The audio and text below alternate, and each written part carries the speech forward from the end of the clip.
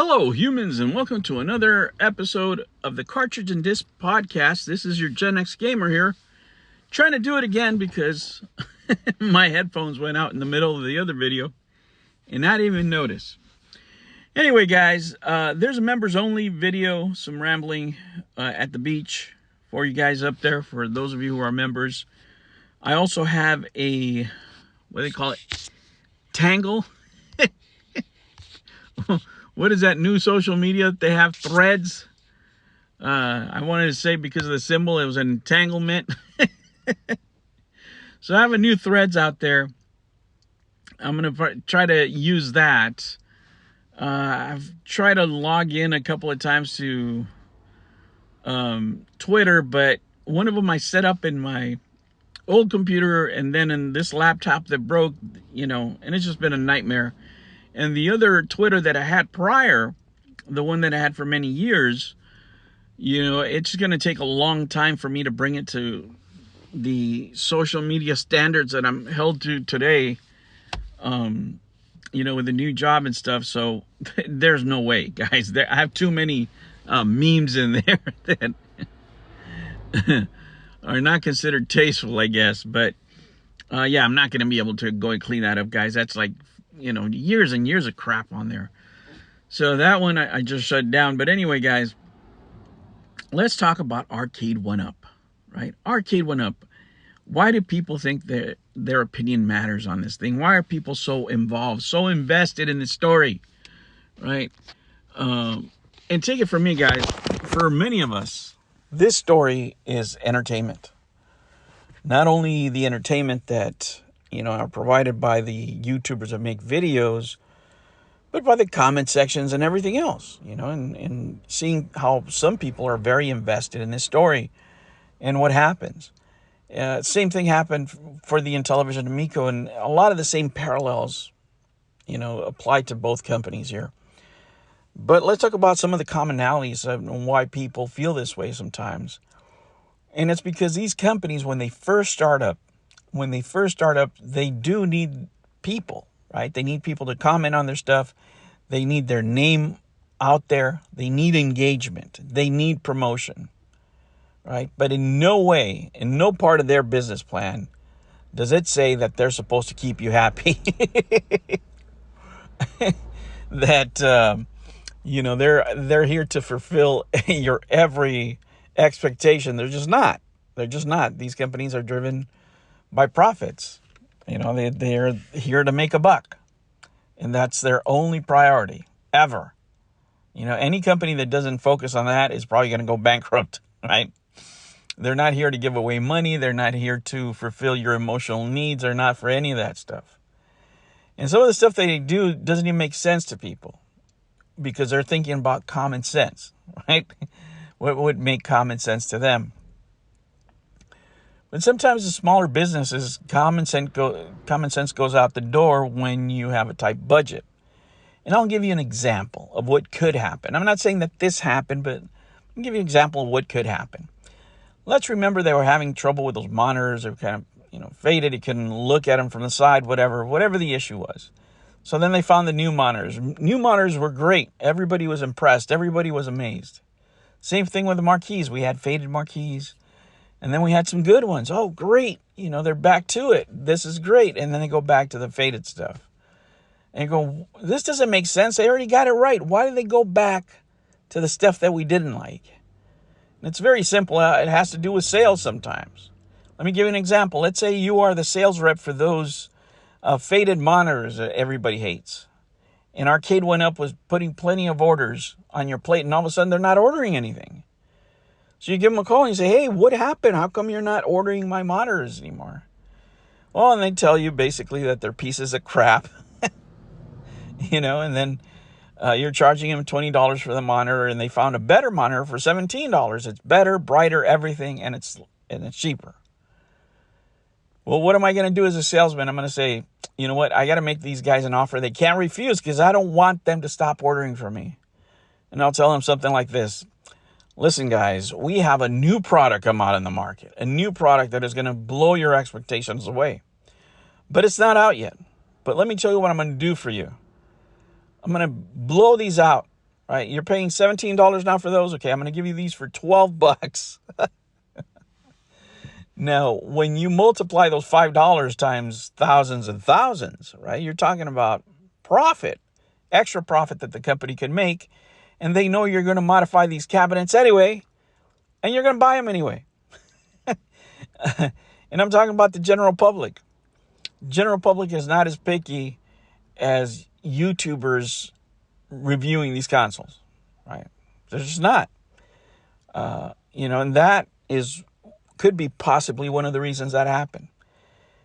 What else can we deduce from the way Arcade One Up is acting, right? I made a joke about these guys making cabinets on sale for $150 to make everything better, and they could, right? They could, because even the most devout skeptic, critic, if you will, is going to buy them at $150 because you could just flip them over. Some of these cabinets, especially the ones that people look for, you can't find out there. You can't find good deals on Craigslist or on Facebook for the most part, right? So you could just buy two, flip one, and essentially you have that cab for free. Nothing beats free, right? Nothing. So that tells you what state of mind they're in when they put up a price of $6.99. Why do companies raise prices? It's very simple, guys. Because they can. Because they feel they can. Because they don't have to lower prices. Companies do lower prices, right? Like you could buy Bud Light right now for 33 cents. I just saw that at the market down the street. You could do that because nobody's buying it for whatever reason, right? So then they have to lower the price. The reason Arcade One Up is not lowering the prices because Joe Public out there is buying these things regardless. So that's why, if you're out there getting too excited about the stuff, don't. Nobody cares. Joe Public doesn't care. Arcade One Up doesn't care. They don't care about you one single bit. You're a customer, right? Unless you're an agent of the company that is out there trying to get phone numbers or trying to contact married women. They'll even ignore you more, right? They don't care about any of this stuff. It's not going to make a difference to their bottom line, right? Apparently. And that's why you see them not taking action. And instead of doing anything to relieve the situation, right? They're not doing anything because they don't have to. Just more work for somebody. Now, if it does affect them, like now I saw RGT85 pick up on it. And if other bigger YouTubers start picking up on it, they might make a statement here. Because the time for making a statement already went and gone. You can see the communities eating up each other already, right? That happened with the Amico. It's happening here. And that's when the companies really don't care. They've got what they wanted, which is the money. And then they just let the people commenting, YouTubers, they leave them to their own vices, and channels will be destroyed. Other channels will emerge. And at the end of the day, it should be just entertainment for you. Don't get invested in the stuff because nobody really cares about it. The people that are telling you that are not buying arcades, they'll buy them for the right price, right? Look, there's a reason, right? And I'm going to give you my opinion based on talks that I've had with my friends, real people, right? Forget about YouTubers, real people that I know that are interested, for example, in the Marvel versus Capcom 2. They don't want to play online. They know about the problems, right? They know about all the problems the cabinet has. They don't care, right? They just want it for a piece in their game room, right? They want to play a couple of games, whatever. If it's serviceable, that's okay with them. And if not, they have the money to upgrade it. So it really doesn't matter to them a whole hell of a lot that the machine has problems, right? And it's just the way it is. For a lot of public, that's just the way they feel. A lot of people that want that cabinet, because what's your other option? Are you going to buy a real one? No. And not at the prices they're going for, right? So that's your only option. There's no other game in town. And a lot of them will. Can you imagine if they put those on sale? Nobody's going to remember what happened. Everybody's going to jump on those, right? And as far as the criticism, guys, you don't know any of these people. right? I keep telling you, you know, Tommy Tallarico or John D, you know them at work. I've criticized John D's work. I don't know him personally. I've criticized Tommy Tallarico's work. I don't know him personally. As a matter of fact, most people that meet these gentlemen think that they're great guys, right? So you have to remember when they engage with YouTubers, they appear on YouTube, they're at work, right? They're doing a job. And, whenever they slip, they have to do apology videos or apology statements. For the most part, they're working when they're engaging with the public.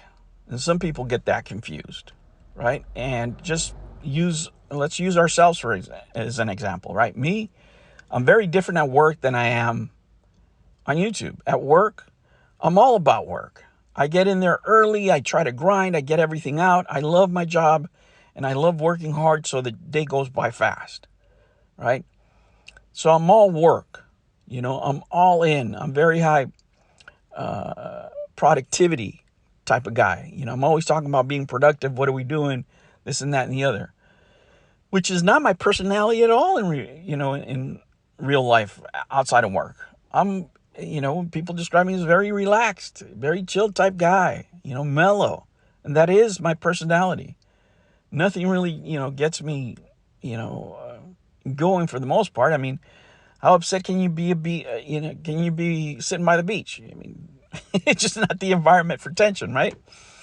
And that goes for most people. Their personality is different at work than they are at home in certain situations, because they have to act with other people. They have to interact with the public, or they have to interact with other people. So you have to be professional to an extent. Yes, they may slip, but there's a standard that is expected from you at work that you really can't, cross. And that's what you have to remember about these people. They're at work. When they talk to you, they are at work. If you're part of the general public, they are at work. If they engage with you in social media of the company, they are working. So guys, don't get invested too much in this stuff. I see quote unquote communities get too invested sometimes in these things. And, I really don't believe in communities. I mean, I'm just an individual. I have my own opinions.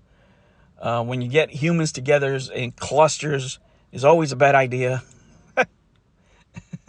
Right? But you're not having a lot of this stuff going on. You don't see PlayStation reps out there, agents, promoters, rigging contests to talk to people's wives, right? They don't go to that extent. And this is not serious,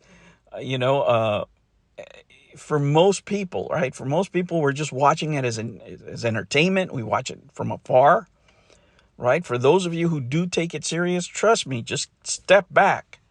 Go tell your friends the story and see if you can finish it with a straight face. Yeah, there's no way you're going to tell somebody a story about somebody rigging a contest in order to hit on somebody. I mean, it's unbelievable. They're going to think you made it up. You would think that many of the stories of Tommy Tallarico are made up, but they're true, right? This is just entertainment. These people give us entertainment. These machines give us entertainment. Your comments are entertainment. But don't waste your time and energy trying to defend these companies, because they do not care about you. Always remember that. Their job is to make money. All right, humans, thank you so much for joining me. Thank you for subscribing. I do appreciate your likes and comments. And, man, thank you so much for joining me for the ride. I'll have a couple more videos here this weekend. I'll catch you on the next one. Take care.